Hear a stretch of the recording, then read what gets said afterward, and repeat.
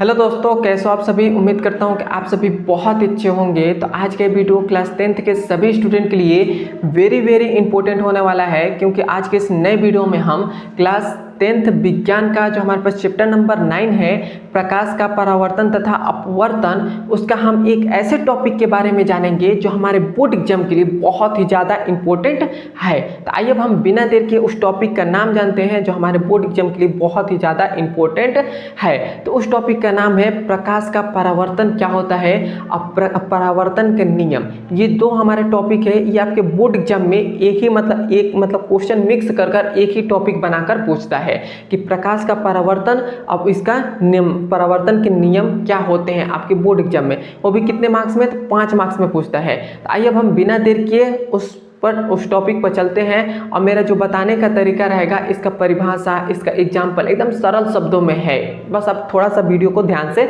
समझिएगा। Chapter number जो हमारे पास 9th है, प्रकाश का परावर्तन तथा अपवर्तन, उसके हम एक ऐसे टॉपिक के बारे में जानेंगे जो हमारे बोर्ड एग्जाम के लिए बहुत ही ज़्यादा इम्पोर्टेंट है। तो पहला हमारा टॉपिक है प्रकाश का परावर्तन, और दूसरा हमारे पास टॉपिक है परावर्तन के नियम। मतलब ये दोनों टॉपिक आपके बोर्ड एग्जाम में 5 नंबर में पूछा लिया जाता है। और इसका मैंने जो परिभाषा लिखा है, आपको मैं रट्टा मार कर नहीं, मैं एकदम इसी वीडियो में मैं इसका परिभाषा भी याद करा दूंगा। तो आइए सब समझते हैं कि प्रकाश का परावर्तन क्या होता है। तो पहले तो इसका डिफिनेशन पढ़ लेते हैं। तो इसका मैंने डिफिनेशन लिखा है कि जब प्रकाश की किरणें किसी सतह से टकराकर वापस उसी माध्यम में लौट जाते हैं तो इस घटना को प्रकाश का परावर्तन कहते हैं। आपको ये थोड़ा सा समझ पढ़ा हो तो आपको थोड़ा सा हिंट तो हो ही गया होगा। अब देखिए, हम यहाँ पर मैं आपको प्रकाश का परावर्तन में समझाता हूँ। देखिए, जब भी कोई भी एक ये सतह है, जैसे कोई मिरर है, जैसे कोई शीशा है, मिरर उसको करते हैं, तो मान लेते हैं कि कोई भी सतह है, इस पर क्या कर रहे हैं, जब हम प्रकाश किरण ऐसे हम जब प्रकाश को हम क्या करते हैं, इस पर डालते हैं, तो जब डालते हैं तो इस पर टकराता है, तो टकरा कर पुनः उसी माध्यम में वापस लौट जाता है। और ये जो पूरी घटना हुई है, इसी को हम क्या कहते हैं, प्रकाश का परावर्तन कहते हैं। प्रकाश का परावर्तन क्या कहेंगे कि जब प्रकाश किरण, क्या बोलेंगे, जब प्रकाश किरण किसी सतह पर, क्या बोलेंगे, जब प्रकाश किरण किसी सतह पर आकर टकराती है, टकरा कर पुनः उसी माध्यम में लौट जाती है, उस परिघटना को हम क्या कहते हैं, प्रकाश का परावर्तन कहते हैं। क्लियर है? मैं आशा करता हूँ कि आपको समझ में आया होगा। कैसे आप बोलेंगे, तो बोलिएगा कि जब प्रकाश किरण, क्या बोलेंगे, जब प्रकाश किरण किसी सतह पर टकराती है, मतलब जब प्रकाश किरण किसी सतह पर टकराती है, टकरा कर पुनः उसी माध्यम में लौट जाती है, इस परिघटना को हम क्या कहते हैं, प्रकाश का परावर्तन कहते हैं। क्लियर है? यहाँ तक मैं आशा करता हूँ कि आपको समझ में आ गया होगा।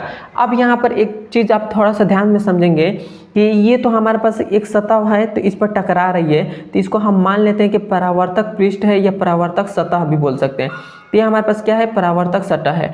लेकिन जो हमारे पास प्रकाश किरण ये आ रही है, इसका नाम क्या है, इसका नाम, तो इसका नाम है आपतित किरण। मतलब जो भी प्रकाश हमारे पास आती है उसको क्या बोलते हैं, आपतित किरण बोलते हैं। क्लियर है यहाँ तक? और जो प्रकाश की किरण जाती है उसको क्या बोलते हैं, परावर्तित किरण बोलते हैं। क्लियर है यहाँ तक? मैं आशा करता हूँ कि आपको समझ में आएगा। क्या बोलेंगे, जो प्रकाश किरण आती है उसको आपतित किरण बोलते हैं, और जो प्रकाश किरण जाती है उसको क्या बोलते हैं, परावर्तित किरण बोलते हैं। क्लियर है यहाँ तक? मैं आशा करता हूँ कि आपको समझ में आया होगा। अब देखिए, अब यहाँ पर एक, जब हमारे पास ये जा रही है तो इसमें एक बीच में ये लंब है, ये लंब है, यहाँ पर एक है, तो ये से लंब हमने खींच दिया, तो इसको हम बोलते हैं लंब बोलते हैं। अब यहाँ पर देखिए, ये जो हमारे पास है, परावर्तित किरण और अभिलंब के बीच में एक कोण बनता है। इस कोण को हम R से प्रदर्शित करते हैं, और इसको क्या बोलते हैं, परावर्तन कोण बोलते हैं। क्या बोलते हैं, परावर्तन कोण बोलते हैं। और जो हमारे पास आपतित किरण है और अभिलंब है, इन दोनों के बीच एक कोण बनता है, उसको नाम I देते हैं, डेल्टा I कहते हैं, और इसको क्या बोलते हैं, आपतन कोण बोलते हैं। क्लियर है यहाँ तक? मैं आशा करता हूँ कि आपको ये समझ में आ गया होगा। क्या बोलते हैं, आपतन कोण हमारे पास कहाँ होता है, आपतित किरण और अभिलंब के बीच होता है, और परावर्तित कोण कहाँ, परावर्तन कोण कहाँ होता है, परावर्तित किरण और अभिलंब के बीच होता है। क्लियर है यहाँ तक? मैं आशा करता हूँ कि आपको समझ में आया होगा। या आपको इसका डिफिनेशन भी मैं यहाँ पर बता दे रहा हूँ, जिससे आपको कोई पूछ सकता है कि परावर्तन कोण किसे कहते हैं, तो आप बोलिएगा कि जो परावर्तन कोण यही है। तो परावर्तन कोण बोलेंगे तो बोलिएगा कि आपतित किरण तथा अभिलंब के बीच का बना कोण क्या होता है, आपतन कोण कहलाता है। क्लियर है? क्या बोलेंगे, आपतित किरण तथा अभिलंब के बीच बना कोण आपतन कोण कहलाता है। क्लियर है तक? यदि आपसे कोई पूछ लेता है कि परावर्तन कोण किसे कहते हैं, तो आप बोलेंगे कि परावर्तित किरण, क्या बोलेंगे, परावर्तित किरण तथा अभिलंब के बीच बना कोण परावर्तन कोण कहलाता है। क्लियर है तक? मैं आशा करता हूँ कि आपको समझ में आ गया होगा। तो आपको प्रकाश का परावर्तन तो आपको समझ में आ गया। क्या बोलेंगे, बोलिएगा कि जब प्रकाश किरण किसी सतह पर टकराकर पुनः उसी माध्यम में लौट जाती है, तो इस पूरी घटना को हम क्या कहते हैं, प्रकाश का परावर्तन कहते हैं। क्लियर है यहाँ तक? मैं आशा करता हूँ कि आपको समझ में आ गया होगा। समझ में आया है तो एक बार मुझे कमेंट में बता दीजिए, और मेरे चैनल पर नए हैं तो मेरे चैनल को सब्सक्राइब कर दीजिए। अब हम चलते हैं, इसके दूसरा टॉपिक है परावर्तन के नियम। परावर्तन के नियम ये आपके बोर्ड एग्जाम के लिए बहुत ही ज़्यादा इम्पोर्टेंट है, इसे आप याद रखिएगा, क्योंकि आपके बोर्ड एग्जाम में परावर्तन का नियम पूछ लिया जाता है। तो देखिए परावर्तन के नियम कितने हैं, तो इसका नियम कितने हैं, 2 नियम है। परावर्तन के कितने नियम हैं, 2 नियम है। पहला है प्रथम नियम और दूसरा है द्वितीय नियम। देखिए प्रथम नियम क्या कहता है और द्वितीय नियम क्या कहता है, मैं आपको ये जो परिभाषा मैंने लिखा है इसको मैं रट्टा मार कर नहीं, आपको इसी फिगर के माध्यम से मैं समझा दूंगा। तो देखिए हमारे पास क्या है, परावर्तन का प्रथम नियम क्या कहता है, प्रथम नियम कहता है कि जो हमारे पास आपतित किरण है, क्या है, आपतित किरण है और परावर्तित किरण और अभिलंब तीनों ये क्या है, एक ही बिंदु पर मिलती हैं, तो इसी को कहते हैं प्रथम नियम। मतलब जो हमारे पास ये परावर्तन का प्रथम नियम है, तो आप इसका डिफिनेशन कैसे बोलेंगे, तो बोलिएगा कि परावर्तन के प्रथम नियम के अनुसार जो हमारे पास आपतित किरण, परावर्तित किरण तथा अभिलंब तीनों एक ही बिंदु पर स्थित हैं, इसी को हम क्या कहते हैं, प्रथम नियम कहते हैं।